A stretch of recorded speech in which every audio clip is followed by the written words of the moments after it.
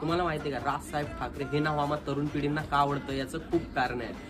जेव्हा रजत कदमांचे काही लोकांनी आपल्या पोलीस भगिनीवरती हात उचललेला, अन्याय अत्याचार झालेला, तेव्हा फक्त आणि फक्त महाराष्ट्र नवनिर्माण सेनेचे कार्यकर्त्यांनी मनसेनी फक्त मोर्चा काढलेला त्यांच्या विरोधामध्ये. अजून जेव्हा आपले हिंदी चित्रपट सृष्टीमध्ये पाकिस्तानी कलाकार येऊन धुमाकूळ घालत होते ना, तेव्हा मनसे नावाच्या पक्षांनी त्यांना हकलून लावलेलं. पूर्ण भारत असो महाराष्ट्र असो इकडनं हकलून लावलेलं. तेव्हा कोणता पक्ष उभा नाही राहिलेला. आणि आज पण महाराष्ट्रामध्ये कधीही कोणत्याही मराठी माणसावरती अन्याय अत्याचार होतो तेव्हा फक्त आणि फक्त मनसे, राजसाहेब ठाकरेंचे मनसैनिक उभे असतात.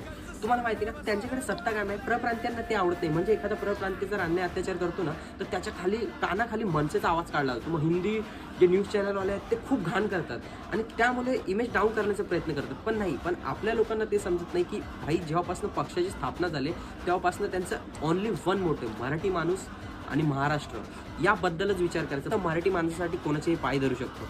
आणि भाई पॉवर आणि पैसा यासाठी लाचारी मनसे आणि राजसाहेबांनी कधीच नाही केली. म्हणून आपल्याला कधीतरी मतदान करून त्यांचं मनोगत वाढवलं पाहिजे.